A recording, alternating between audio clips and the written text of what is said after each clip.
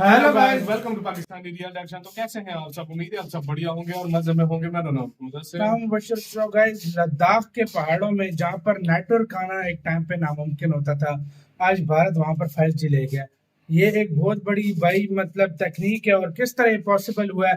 Sonam Wangchuck sir जिनके ऊपर movie बनी है 3 इडियट, ये वही साइंटिस्ट है, वही एक्सप्लेन करेंगे क्या मतलब कैसे गया वहां पर 5G ऐसे पहाड़ों में जहाँ गाड़ी जाना मुश्किल होती है। बिल्कुल। तो बिना किसी देरी के देखते हैं ओरिजिनल वीडियो का लिंक मिल जाएगा डिस्क्रिप्शन में। काउंट करते हैं 3 2 एंड स्टार्ट। जुले नमस्कार, वनक्कम और सलाम। अभी मैं दोस्तों हमारे स्कूल के सामने के पहाड़ी के टॉप पर पहुंच रहा हूं, जिसे हम सेकमोल माउंटेन कहते हैं।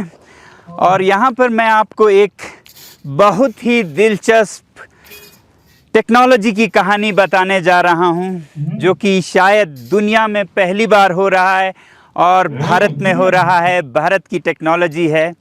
पर्यावरण की दृष्टि से देखें तो ये इंटरनेट और टेलीकम्युनिकेशन की टेक्नोलॉजी इलॉन मस्क के स्टारलिंक या अमेज़न के जो सैटेलाइट बेस्ड इंटरनेट टेक्नोलॉजी है उससे भी कहीं बेहतर हो सकती है। ऐसा क्यों कह रहा हूँ? क्योंकि ये स्टारलिंक के सैटेलाइट्स, गूगल के बलून्स और अमेज़न के सैटेलाइट्स, ये बहुत प्रदूषण के कारण हैं पृथ्वी पर, और बल्कि अंतरिक्ष में भी ये अंतरिक्ष को एक गार्बेज डंप, स्पेस गार्बेज से भर रहा है। SpaceX Starship, world's biggest rocket, it successfully blasted off from Texas on Thursday evening. However, it exploded during its first flight. For almost 60 years, we've launched rockets and spacecraft into Earth's orbit. But now, thousands of objects, from tiny screws and bolts to dead satellites, encircle the Earth, transforming the space above us into a junkyard. और ऐसे में लद्दाख में experiment हो रहा है एक mountain top optical wireless communication technology के बारे में। और इस टेक्नोलॉजी के कारण प्रदूषण, एमिशन, पोल्यूशन, जो कन्वेंशनल टावर टेक्नोलॉजीज हम यूज़ करते हैं उनसे भी कई गुना कम होता है, और कवरेज कई गुना ज़्यादा, और उसके वजह से दाम कई गुना कम। मैं आपको बताता हूँ ये टेक्नोलॉजी क्या है। पहले देखिएगा, वो है हमारा स्कूल, सेकमोल स्कूल, जो नीचे सिंधु नदी के किनारे दिख रहा है। बहुत ही सुंदर जगह है और बहुत ही शांत है, शहर से बहुत दूर है, शोर शराबा से दूर। और 2 साल पहले तक हम इंटरनेट से भी दूर, खामोश और खुश थे, मगर फिर कोविड आया और सब कुछ बदल गया। शिक्षा ऑनलाइन हो गई, पुस्तक ऑनलाइन, शिक्षक ऑनलाइन। तो ऐसे में हमें ज़रूरत महसूस हुई इंटरनेट की। मगर एक बहुत बड़ी समस्या थी इसके लिए, और वो समस्या थी ये पहाड़ जिसके ऊपर अभी मैं खड़ा हूँ। तो ये है लद्दाख का सेकमोल अल्टरनेटिव स्कूल, जहाँ पर बच्चे हर विषय को करके सीखते हैं, एक्सपीरियंशियल यानी कि अनुभव से सीखते हैं। और यहाँ पर इंटरनेट का कनेक्टिविटी बिल्कुल नहीं था, और उसका कारण हमें बताया गया वो पहाड़ हैं जिसे हम सेकमोल माउंटेन कहते हैं, जिसके ऊपर मैं अभी खड़ा था। तो इसके वजह से, क्योंकि हम इसके पीछे हैं, सिग्नल्स नहीं आते थे। और दूसरी तरफ हमने ये देखा कि जहाँ कनेक्टिविटी है वहाँ भी ये टावर्स ला के खड़े कर रहे थे। मुझे समझ आया कि ये इन द बॉक्स थिंकिंग है, क्योंकि दिल्ली, पंजाब, लखनऊ के प्लेन्स में सिग्नल्स दूर तक जाने के लिए ऊंचाई चाहिए, इसलिए मेटल के टावर्स बनाए गए। तो मैंने ये सोचा कि ये जो पहाड़ी है इसको हम एक ऑब्स्ट्रक्शन या प्रॉब्लम की तरह क्यों देख रहे हैं? ये तो अपॉर्चुनिटी हो सकता है, ये समस्या नहीं, समाधान।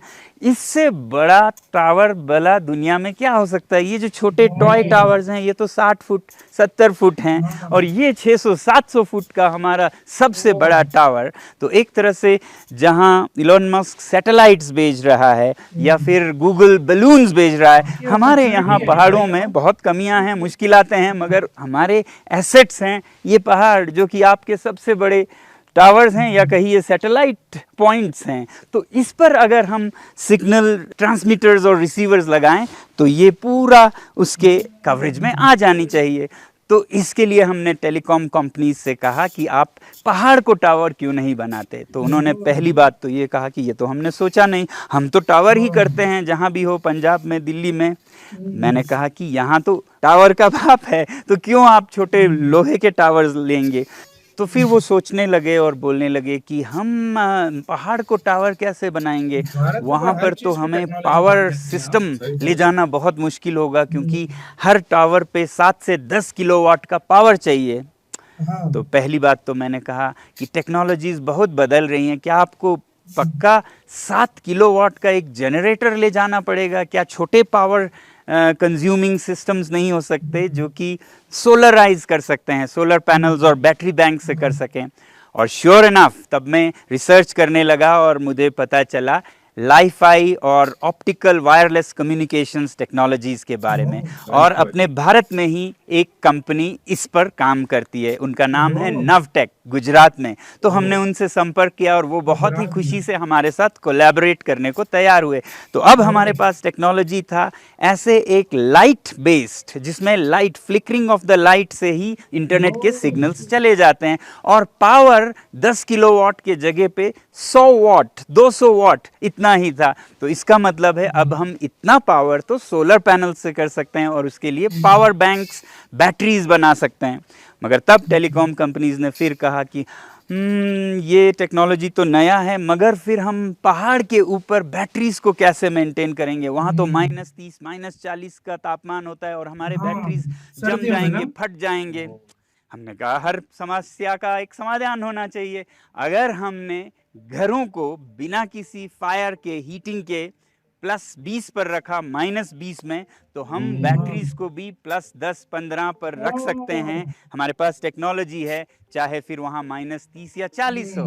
और हम लग गए, हिमालयन इंस्टीट्यूट ऑफ अल्टरनेटिव्स जो एक रिसर्च सेंटर है, एक अल्टरनेटिव यूनिवर्सिटी है, वहाँ पर मैं और मेरे साथी लग गए बैटरीज का ऐसा एक घर, बैटरी हाउस, जिसके अंदर सोलर हीटेड कैबिन हो और जिसमें +10 से 15 के बीच रहे, चाहे जितना भी बाहर का तापमान हो। और उसको हमने 1 महीने में डिजाइन किया और तैयार किया, और फिर चल पड़ा हमारा काफिला पहाड़ की तरफ। हमारे सारे स्टूडेंट्स और टीम उस पावर बैंक को, जो कि हमने यहीं पर डेवलप किया, और फिर नवटेक का लाईफाई टेक्नोलॉजी जो मेड इन इंडिया है, सब कुछ इंडियन कंपोनेंट्स के साथ हम उस पहाड़ पर एक्सपीडिशन पर निकल पड़े। आप में से कुछ को याद भी होगा, हम लगातार ट्वीट कर रहे थे हम जिस जिस चरण पर पहुंच रहे थे, और ऊपर हम पहाड़ पर इस सिस्टम को इंस्टॉल करने लगे।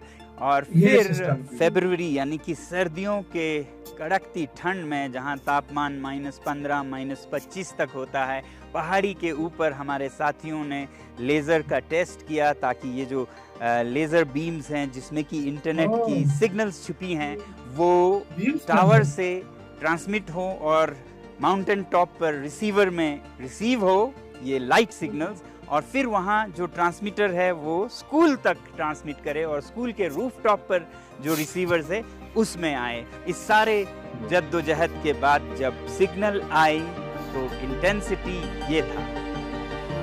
लद्दाख में सबसे पावरफुल इंटरनेट सिग्नल है अब तक का। 500 तकरीबन Mbps, 500 MB की स्पीड भाई। तो ये ऑप्टिकल वायरलेस कम्युनिकेशन टेक्नोलॉजी जिस पहाड़ से हमें समस्या थी, उसी पहाड़ को ये समाधान बनाता है, उसी को दुनिया का सबसे बड़ा टावर बनाता है, जिसके सामने कोई भी टावर बोना दिखे। वहाँ दूर हाईवे पर कोई 3.5 किलोमीटर दूर जियो का टावर है, नॉर्मल टावर है, जिससे कि ये रिसीवर सिग्नल लेता है लेजर बीम, लेजर की किरणों के रूप में, और ये ऑप्टिकल सिग्नल रिसीवर है। और उसके बाद इस पहाड़ी को टावर की तरह ट्रीट करते हुए ये ट्रांसमीटर उसी तरह से लेजर के द्वारा सिग्नल्स को ट्रांसमिट करता है वो दूर सेकमल स्कूल पर। वहां छत पर ऐसा ही एक यूनिट है जो मतलब कि रिसीवर है, वो इस सिग्नल को लेता है। यानी कि लेजर के बीम्स के फ्लिकरिंग लाइट से, लाइट के ऑफ ऑन होने के इस प्रक्रिया को वो 0 और 1 में लेता है, जो कि डिजिटल टेक्नोलॉजी की नींव है, फाउंडेशन है। और इसमें इंफॉर्मेशन जाता है कनेक्टिविटी का, जिससे कि आपको मेरे ये तस्वीरें पहुंच रही होंगी, मेरी आवाज पहुंच रही होगी। और यहाँ पर ये है रिसीवर, जिसमें ऑप्टिकल कम्युनिकेशन यानी थ्रू लेजर लिया जाता है, और फिर इसमें से जो सिग्नल है उसे माइक्रो सेल्स जो टावर्स के ऊपर होते हैं टेलीकॉम कंपनीज से, उसको फीड करेंगे। और फिर वो रेडियो से पूरे गांव में, अगर ये किसी दूर दराज के गांव में होता तो पहाड़ के पीछे का सिग्नल उस पहाड़ से होते हुए इस रिसीवर तक आता, और इससे फिर सिग्नल लेके पूरे गांव में आपके मोबाइल फोन्स पर सिग्नल आने लगता है किसी भी टेलीकॉम कंपनी का। ये एक बहुत ही सस्ता और असरदार तरीका है दूर दराज के गांव को भी 5G या हाई बैंडविड्थ इंटरनेट से जोड़ने का। क्योंकि ये जो आप देख रहे हैं पहाड़ से, हाईवे से सिग्नल लिया, इस पे नॉर्मली ज़मीन को खोद कर इसमें से ऑप्टिकल फाइबर के केबल्स लगते, जो कि करोड़ों का खर्चा होता। मगर अब ये सीधा हवा से लेज़र बीम के ज़रिए माउंटेन टॉप यूनिट पर जा रहा है, और वहाँ से भी बिना ऑप्टिकल फाइबर के यहाँ पर आ जाता है, और फिर यहाँ से गांव में विसर्जित किया जाता है सिग्नल को। तो पहाड़ से पहाड़ होते हुए पूरे पहाड़ी इलाकों में बिना डिगिंग के, ये जो digging and fibre cable laying है, ये पहाड़ों में बहुत ही महंगा होता है प्लेन से भी। तो ये सब अवॉइड किया जा सकता है, पहाड़ों को एक समस्या नहीं समाधान की तरह लेके, उनको खोदने के बजाय उन पे चढ़ के उन्हें टावर बना के उससे आप सिग्नल कन्वे कर सकते हैं। कई बार हमें समस्याएं दिखते हैं समाधान के बजाय। तो पहले बताया गया कि पहाड़ पर हम 10 किलोवाट जनरेटर नहीं ले जा सकते, अब वो छोटा होके 200-300 वाट हो गया, सोलर हो गया। तो बताया गया कि पहाड़ पर बहुत ठंड है, हम बैटरीज कैसे रख सकें, उसका भी सोल्यूशन हो गया। तब उसके बाद फिर टेलीकॉम कंपनीज बोलने लगे कि हम इन पहाड़ों पर सर्विस कैसे कर सकते हैं। हमारे लोग तो लखनऊ से आते हैं, दिल्ली से आते हैं, वो तो यहाँ आपके शहर में भी सांस लेने में तकलीफ महसूस करते हैं, तो इन पहाड़ों पर मेंटेनेंस कैसे करेंगे। तो हमने कहा क्यों ना हम यहीं लद्दाख के जो शेपर्ड्स हैं, जो कि बकरियों के साथ पहाड़ों पे ऐसे दौड़ते हैं जैसे कि मैदान हो, तो उनको हम क्यों ना एक फोर्स बनाएं इंजीनियर्स का, ट्रेनिंग देकर, जिससे कि वो ऐसे बेयरफुट हैंड्स ऑन इंजीनियर बने जो पहाड़ों के ऊपर भी मेंटेनेंस कर सके। उसी तरह लद्दाख का एक इंडियन आर्मी का बहुत मशहूर यूनिट है लद्दाख स्काउट्स रेजिमेंट। उसके जो रिटायर्ड सोल्जर्स होते हैं, they are so fit on all the mountains. तो उनके साथ हम क्यों ना एक इंजीनियरिंग ब्रिगेड बनाएं, जिससे कि पूरे माउंटेन टॉप्स पर हम ये सर्विसेज दे सकें। इसी के साथ यार गाइस ये वीडियो खत्म।